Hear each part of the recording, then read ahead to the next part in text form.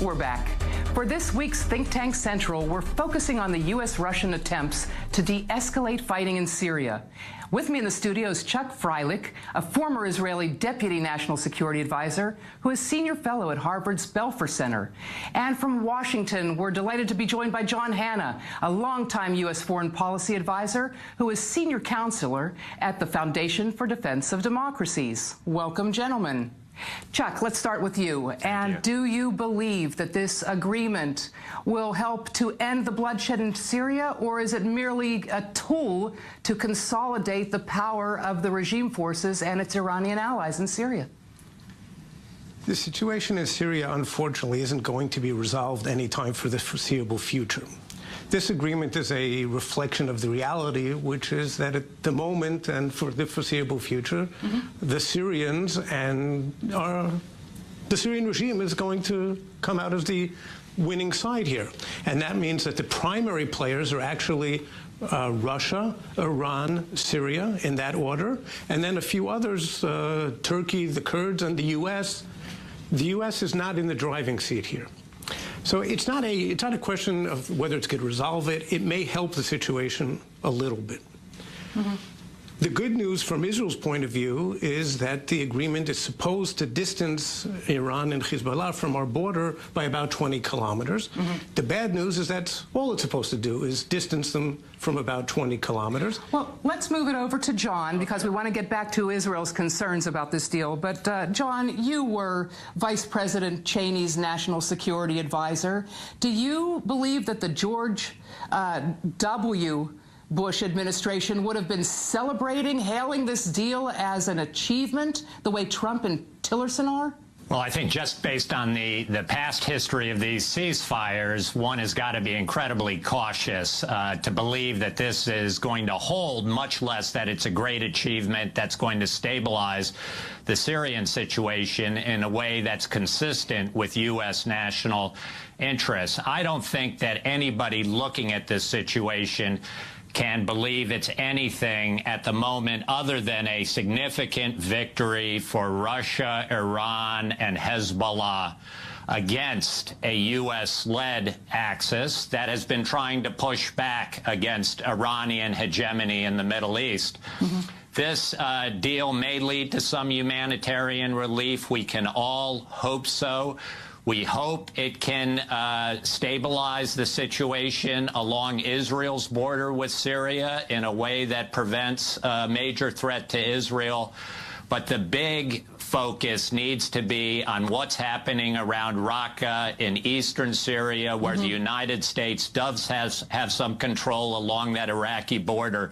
If the United States wins in Raqqa only to allow the Iranian, Hezbollah, Syrian axis to jump back in and occupy eastern Syria and that Iraqi border, then that Iranian land bridge to the Mediterranean will in effect be guaranteed. And I think you've got an Israel-Iranian clash almost inevitably set up in the future. On that note, let's move it back to Chuck. And Look, the question here isn't if we can. We're not going to achieve all of our objectives here. So the question is, if you take a realistic approach, what can we achieve? I think this is one of those cases where, just like the Iran nuclear deal, it was far from perfect. It's not what we wanted. It's not all of the objectives we set out to achieve. The question is whether you let the good or the decent or the best I can get at the moment get in the way of what you would, of your dream. I think this is a case where what we should be doing, instead of coming out against the U.S., our only real ally in the world, instead of coming out against Russia, which we have a decent, friendly relationship with today, what we should do in a case like this is say, all right, this is something, it's a first step. It doesn't address all of our interests. Now let's build on it. Hopefully it will keep Hezbollah, Iran 20 kilometers from the border. We keep saying, well, we don't trust the Russians to enforce it. Well, if we keep saying that, they won't do it. Now let's hold them to it. Let's work with them to make sure that they do. Let's work with them in the U.S. Netanyahu is working with Putin, and Putin is disregarding him, apparently. Well, no, he isn't. And after Bibi came out with his statement, the Russians backtracked the next day. So I say take a constructive approach to working with your number one ally. Do we really want to get into an argument and match with Trump, like we did with Obama? I think absolutely not. So we work with the two superpowers to try and take this to the next stage. Let me move it back to John, because you said that an Israeli-Iranian clash may be inevitable. What options do you foresee that can prevent such a clash, John? I think it's clearly that the United States look beyond the defeat of ISIS in Raqqa and Mosul to think about what does the long-term geostrategic situation look like between Iraq and Syria. Is the United States going to stay engaged?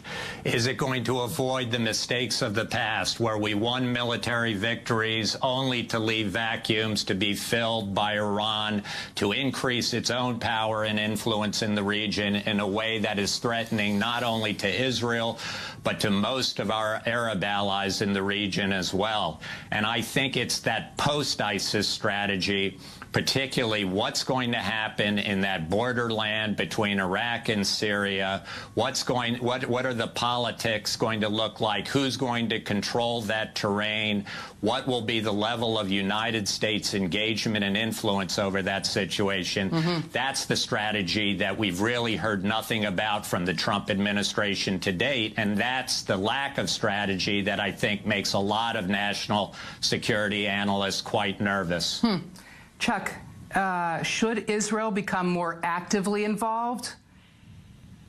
Well, again, I say we have to work together as closely as we can together, first of all, with the United States to shape the future strategy, exactly as John was saying. And we have to work with the Russians and anyone else we can. I would like to point out something, maybe cause your viewers to lose a few nights' sleep.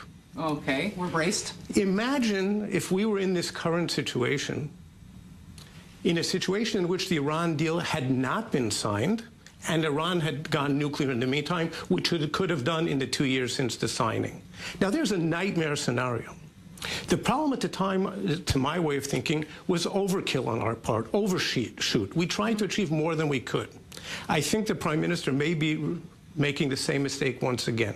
So let's take what we have, build on it, and try and achieve that long-term strategy that John is talking about.